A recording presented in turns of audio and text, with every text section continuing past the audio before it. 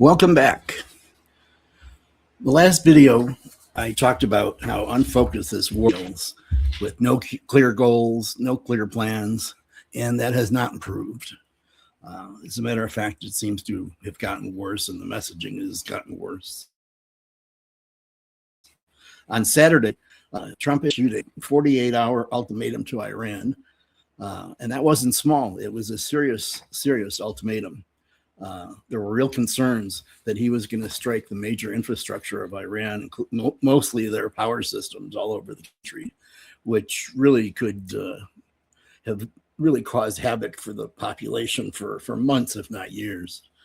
And this morning, the 48 hours was up, and the world was waiting with bated breath because this really was a serious thing. He was taken very seriously around the world. All the world leaders, organizations were really holding their breath. Markets were watching, governments were watching. Everybody was waiting to see what would happen. And then this morning, Monday morning, Trump changes it. He extends the deadlines for 5 more days. And then he announces that Witkoff and Jared have been in talks with Iran over the last couple of days, and that these talks are going very well. The problem is that about an hour later, Iran came out and said, we're not in any talks. This isn't true at all. This is just fake news. So here, let's take a look at Trump and what he had to say this morning.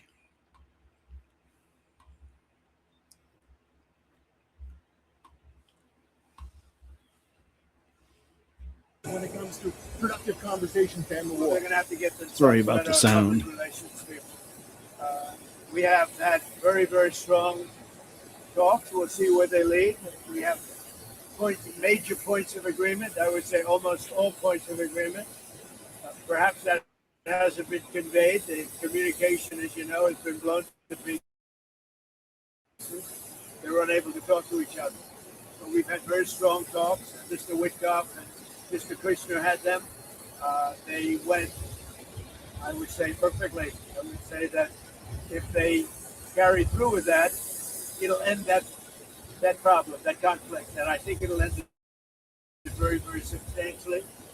We have very much in mind our partners in the Middle East. We've had great relationships with a lot of them, as you know. A lot of them were surprisingly hit. And I was surprised to see it, and so was everyone else. But we have... they're very much in mind in the discussions. So the discussions took place yesterday. They went into yesterday evening. They want very much to make a deal. We'd like to make a deal too. We're going to get together today by probably phone because it's very hard to find a country. It's very hard for them to get out, I guess. But we'll at some point very, very soon meet. We're doing a 5-day period. We'll see how that goes. And if it goes well, we're going to end up with settling this. Otherwise, we'll just keep bombing our little hearts out. So there you have it with Trump and talking about it. But Iran they came out and said, we know nothing about this. We're not in talks with the U.S. This is fake news. And they reiterated that throughout the day. Now, about 20 or 30 minutes ago, before I got on here to make this video, Trump reiterated that the talks were happening and things were going very well. So we're not sure what's going on and what the truth is. And that's a problem because this is a problem beyond just, whether this talking is happening or not. What's actually going on? Why is there confusion? Why is there so much miscommunication with this whole war effort? Or is something else going on that we're just not aware of? There's an impact of this. Mixed signals in a war situation are really dangerous. And we're already seeing it in the numbers. Support for the war is dropping significantly. Not that it was ever strong to begin with, but it's more. And Trump's poll numbers are at all-time lows, which we keep saying every week, but they keep dropping even lower and even lower and even lower. So he's really losing the trust of Americans. And I've seen a bunch of interviews and polls this past week talking about they voted for him. 3 times, 4 times, whatever, and they don't even trust him anymore. So this is really costing him on all fronts, and he's losing the trust of Americans because basically because there's no clear message on Iran. And you just can't run a war, without a clear message. And at the same time, the actual war isn't slowing down. There's no clear timeline about the war. Strikes are continuing. Operations are expanding. U.S. is targeting the missile systems of Iran, drone facilities, and military infrastructure, of course. And they just keep, hitting day after day, and they are causing a lot of damage around the country. As we know, the naval tension in the Strait of Hormuz is awful. And that's what this whole argument was about, this whole threat about, the 48 hours was that Trump was going to, bomb the electric. Reports of additional U.S. forces being moved into the region. Are we sending troops in or not? I mean, there's a lot of discussion about, are we sending troops in? We're sending Marines. Marines seem to be coming into the region and are staging, outside the country. Right? So I would imagine talks don't go well. If these supposed talks are real and they don't go well, we're going to see some boots on the ground in some form or fashion. This is not de-escalation. This is expansion. So now you have a war that's getting bigger and messaging that doesn't match it.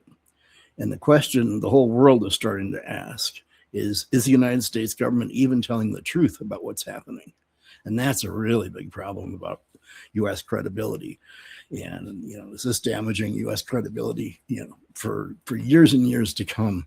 Because if they really are not telling us about what's going on in this war, this is going to damage every aspect of American society from the outside. Nobody's going to trust us around the world. And this is not just a problem politically, but this is a dangerous problem globally, with such a world on such an edge right now. And at the same time, something else is happening.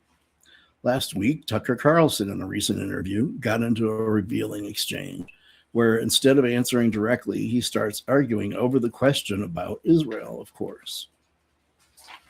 And let's take a look at what that was all about, because that got a lot of attention last week and over the weekend. And I think I'll get into it after we watch this clip. Get onto that right now. Yeah. Because you are critical of the government of Israel. Do you believe in Israel's right to exist? Would you consider yourself a Zionist in that narrow definition? What does that mean, a right to exist? The existence of the political state of Israel. He plays games here. This is exactly what Tucker is known for. He manipulates, he plays games. Let's keep watching.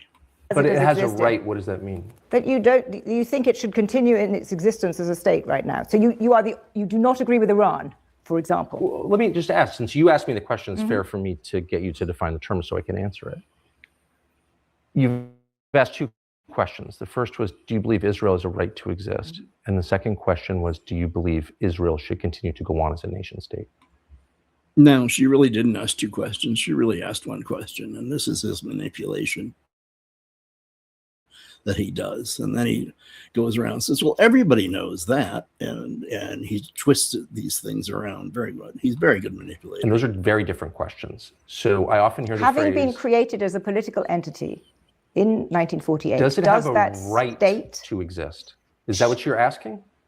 I don't want to get hung up on the right. No. Should continue to exist? That's how I define narrowly Zionism. Because the phrase you used was devised by the Israeli government, of course. Does it have a right to exist? And so my question to you, what does that mean? Why don't you answer my question? It's a very simple I don't know what your question is. Are you asking, does it have a right to exist, or do I want it to exist? Do I seek its destruction? Fine, answer it that way. Well, of course I don't seek its destruction. I've already said, as you know, because I said it to you, I don't want Israel to be destroyed or have to use nuclear weapons. we've established that you are in that narrow terms a Zionist. If that's how I'm we're in going to no define sense a it. Zionist. I don't want any country to be destroyed, and at all. He and is in people no sense a Zionist. to die, particularly ones who committed no crime, because I don't believe in killing innocents, period. That's the basis of Western civilization. Eastern civilization is a whole different view. They believe in collective punishment. I don't. So you're in no sense a Zionist. I don't even know what that means. Why don't you define the term, and then I'll tell you whether I am. I've just defined it. What's You a said Zionist? a Zionist, in my narrow term, this definition is that the state of Israel, the political state of Israel, has the right to continue existing. The right. Where does that right come from? So he just continues to play this game. What do you mean? These are like, I'm not being a lawyer about it. I just want to know what you're asking to me. answer the question. Because I don't know what you're asking Let's me. go to the Wait, third. no. I think it a lot. You don't want to define your And then we get the girly laugh. question, and I don't know why. I don't know what you're asking me. I've already said I don't want Israel to be destroyed. I don't want anyone to be killed. And you've said, does Israel have a right to exist? Does it have my question is, what right are you talking about? Does Britain have a right to exist? Does the United States have a right to exist? Yeah, it's the exact same question. Yes, they do. There was a world order built up after 1945, which suggested that aggression should not be condoned into countries. Now, that countries with borders have the right to continue. I totally agree with that. Okay, if that's, which is why the first thing that Israel did within 2 weeks of this war starting, which is supposedly existential for them, was take southern Lebanon, take someone else's country, as they have done repeatedly. And no one even mentions that. And so he knows darn well. Yes, I would be opposed to that.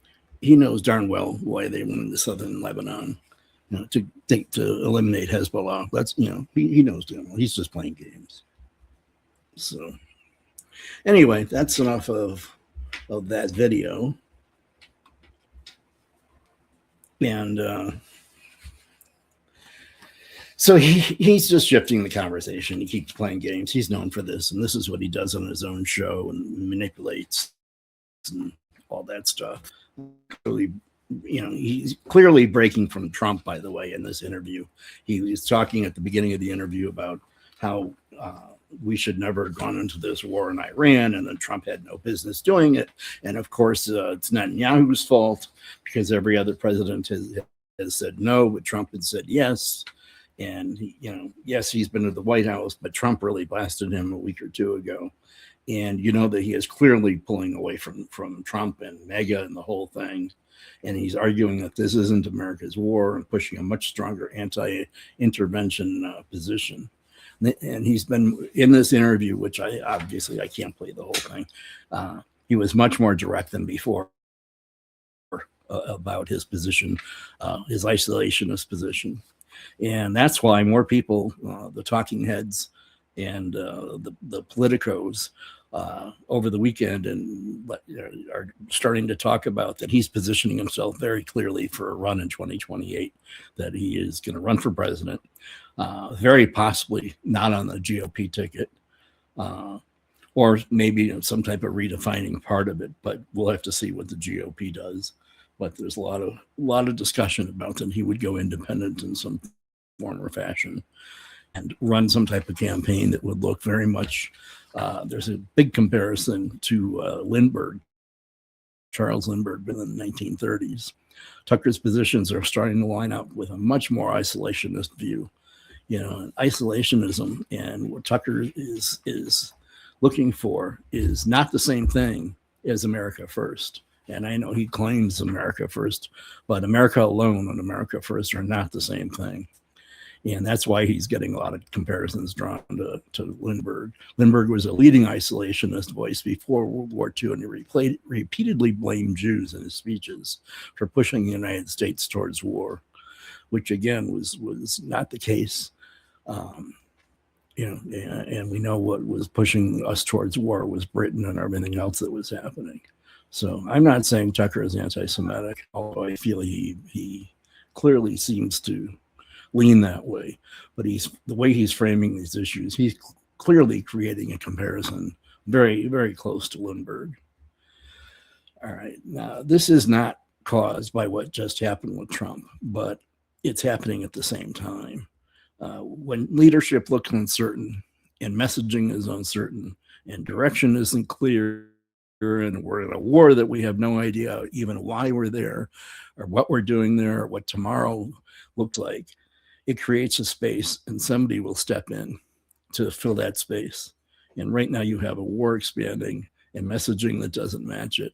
And I don't know what's going to fill that void right now, but Trump is in big trouble right now. And he doesn't see a way out of this war by saving any type of grace at all for himself and for America. And I have a feeling it's just going to get worse and that we're going to be in this war for a while and we're going to have more dead. And it's unfortunate. And that's what we have to say today. Please like and subscribe to this video. I appreciate it, and we keep gaining more subscribers and new viewers, and I really appreciate it. And if you want to see my opinion from former life about investments and what I think is going to happen here in the markets, take a look up here. And at that video, I did a special video the other day just talking about markets and how I see them. And otherwise, we'll see you on the next video. Thank you very much.